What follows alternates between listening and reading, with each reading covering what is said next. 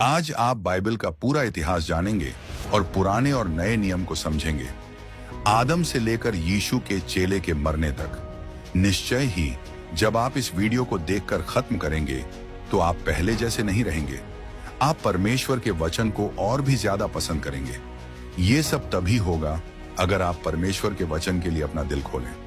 अगर आपको बाइबल समझने में कठिनाई होती है तो इस वीडियो में आप इसे समझ पाएंगे। जो कुछ भी सिखाया जाएगा उसे देखकर मुझे पूरा यकीन है कि आप बाइबल के ज्ञान से रोशन हो जाएंगे। सब कुछ की शुरुआत शुरू में हुई थी। शुरुआत से पहले केवल परमेश्वर थे। वह कभी भी खत्म नहीं हुए। वह अनादि हैं, यानी हमेशा से हैं। उनकी कोई शुरुआत नहीं थी। वह सब चीजों की शुरुआत है। वह बनाए नहीं गए थे। वह सभी चीजों के सृष्टिकर्ता हैं। उनका अस्तित्व कभी शुरू नहीं हुआ। वह अनंत के पिता हैं। अनंतता केवल परमेश्वर का गुण है।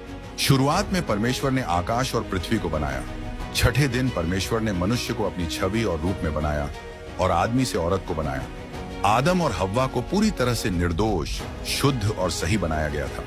उनका परमेश्वर के साथ पूरी तरह से संबंध था। वे परमेश्वर के बगीचे में खुशी खुशी रहते थे और परमेश्वर की सृष्टि के देखरेख करता थे।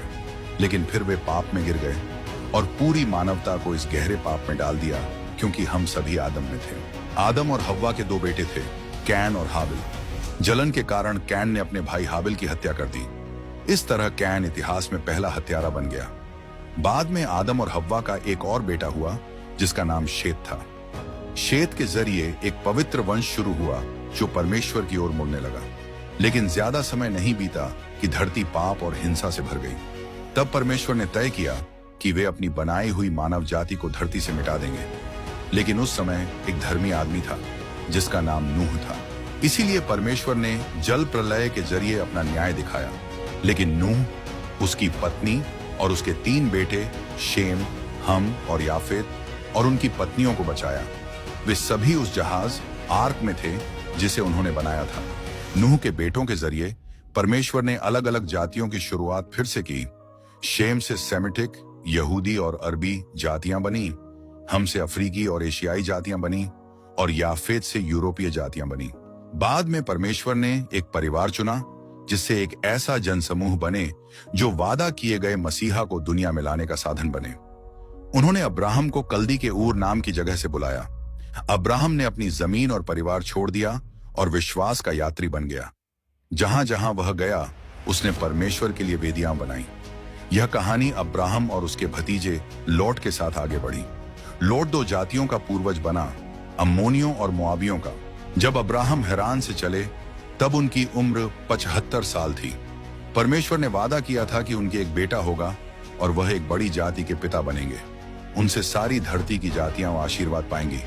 अब्राहम ने परमेश्वर के वचन के पूरा होने के लिए 11 साल तक इंतजार किया। फिर उनकी पत्नी सारे, जो अब परमेश्वर के वादे पर विश्वास नहीं कर रही थी, ने अपनी दासी हाजिरा को अब्राहम के साथ रहने के लिए दिया। इससे इश्माइल पैदा हुआ जो एक बड़ी जाति अरब लोगों का पिता बना। ये लोग इतिहास में इजराइल के लोगों के दुश्मन रहे हैं। जब अब्राहम 99 साल के थे तब परमेश्वर उनके सामने आए और उनसे कहा कि वह अपने तंबू से बाहर जाएं और आसमान में तारे गिनें। फिर परमेश्वर ने उनसे कहा कि उनकी औलाद उतनी ही अधिक होगी जितने आसमान में तारे और समुद्र के किनारे की रेत होती है। लेकिन परमेश्वर ने यह भी बताया कि उनकी औलाद 430 साल तक गुलामी में रहेगी। परमेश्वर ने अब्राम का नाम बदलकर अब्राहम कर दिया। अब्राम का मतलब था महान पिता और अब्राहम का मतलब है कई लोगों का पिता। जब वादा किया गया बच्चा अभी तक पैदा नहीं हुआ था तब अब्राहम 100 साल के थे और उनकी पत्नी सारा 90 साल की थी जब इसहाक का जन्म हुआ।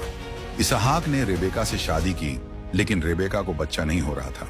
20 साल की शादी के बाद रेबेका ठीक हो गई और उनके जुड़वां बेटे हुए एसाव और याकूब। एसाव एदोमियों के पूर्वज बने और याकूब, जिनका नाम बाद में इसराइल रखा गया, इसराइलियों के पूर्वज बने।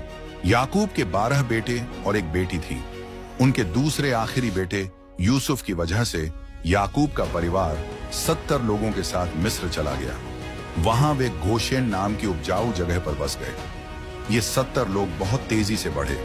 मिस्र में 400 साल रहने के बाद मूसा के नेतृत्व में वे वहां से निकले। उस समय उनके साथ 6 लाख पुरुष थे औरतों और बच्चों को मिलाकर लगभग 20 लाख लोग थे। प्रॉमिस्ड लैंड की ओर रेगिस्तान की जर्नी शुरू हुई।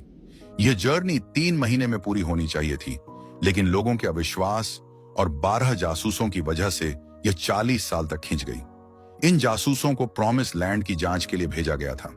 उनमें से 10 जासूस नकारात्मक खबर लेकर लौटे और लोगों को परमेश्वर और मूसा के खिलाफ भड़का दिया। वहां के विशालकाय लोगों को देखकर उन्हें लगा कि वे टिड्डों जैसे छोटे हैं और उन्होंने परमेश्वर की शक्ति को कम आंका। तब परमेश्वर ने लोगों को सख्त सजा दी और उन्हें रेगिस्तान में भटकने का आदेश दिया, जिससे वे वहीं मर जाएं। केवल 2 वफादार जासूस यहोशू और कालेब को ही प्रॉमिस लैंड में जाने की अनुमति मिली। इस्राएल के लोग 40 साल तक रेगिस्तान में घूमते रहे, क्योंकि उन्होंने 40 दिन तक उस देश की जांच की थी। यह रेगिस्तान दुनिया का सबसे बड़ा कब्रिस्तान बन गया, जहां मिस्र से निकली पूरी पीढ़ी खत्म हो गई, सिवाय उन 2 आदमियों के जिन्होंने परमेश्वर पर विश्वास करने की हिम्मत की थी। 40 साल तक रेगिस्तान में भटकने के बाद यहोशू के लीडरशिप में 6 साल तक देश को जीतने की लड़ाई चली, लेकिन फिर भी बहुत सी जमीन जीतनी बाकी थी। यहोशू, जो मूसा के सेवक थे, ने परमेश्वर की बुलाहट और उनकी खास ताकत से लोगों को प्रॉमिस्ड लैंड में पहुंचाया। यहोशू की मौत के बाद 330 साल का एक लंबा समय शुरू हुआ, जिसे न्यायियों का काल कहा जाता है। यह इजराइल के जीवन में स्पिरिचुअल इंस्टेबिलिटी और उतार चढ़ाव का समय था। न्यायियों के समय में लोग अपनी मनमानी करते थे। इजराइलियों के दिलों की कठोरता के कारण उन्हें कई शत्रुओं द्वारा परेशान किया गया। इस समय में परमेश्वर ने महान नेताओं को उठाया, जैसे गिदयोन, यिफ्ता, सामसोन और शमूएल। इस लंबे समय के बाद एक नया दौर आया, राजतंत्र। इजराइल के लोग जो पास के देशों को देख रहे थे, ने एक राजा की मांग की। अब लोग नहीं चाहते थे कि परमेश्वर उनका राज करें। शमूएल, जो अंतिम न्याय थे, ने फिर शाऊल को इजराइल का राजा बना दिया। शाऊल ने 40 साल तक राज किया। उसने शुरुआत अच्छे तरीके से की, लेकिन अंत खराब हुआ। उसने अपने शासन की शुरुआत विनम्रता से की, लेकिन बाद में अहंकार, क्रूरता और अंत में विद्रोह और विश्वासघात का शिकार हो गया। उनके बाद दाऊद ने उनके स्थान पर 40 साल तक राज किया और इजराइल की राजधानी हेब्रोन से यरूशलेम को स्थानांतरित किया। उनका शासन सफल था।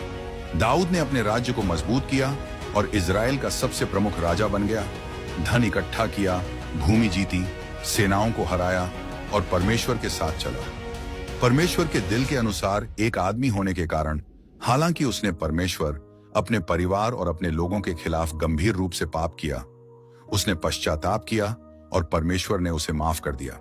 उसकी वंशावली से मसीह का जन्म हुआ। उनकी मृत्यु के बाद उनके बेटे शलूमो ने उनके स्थान पर 40 साल तक राज किया। उन्होंने परमेश्वर से ज्ञान मांगा और परमेश्वर ने उन्हें ज्ञान और धन दिया। वह अपने समय के प्रसिद्ध व्यक्ति बने, यरूशलेम में मंदिर बनाया और उनके शासन काल में शांति थी। लेकिन अपनी कई पत्नियों के कारण उनका दिल भ्रष्ट हो गया। केवल बुढ़ापे में शलूमो ने परमेश्वर की ओर रुख किया और अपने पापों पर पश्चाताप किया। इस प्रकार हमें 120 साल तक एकजुट राज्य मिला। शाऊल जादू टोने के जाल में फंसा, दाऊद व्यभिचार के जाल में फंसा और शलूमो मूर्ति पूजा के जाल में फंसा। परमेश्वर ने लोगों की इच्छा के अनुसार उन्हें राजा दिए, लेकिन लोगों को इस अज्ञानी चुनाव के परिणाम भुगतने पड़े।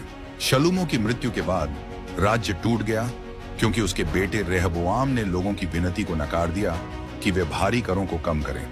शलूमो की सरकार की शानो शौकत और ऐश्वर्य, जो मजदूरों की मेहनत से चलती थी, बहुत अधिक करों से दबा हुआ था।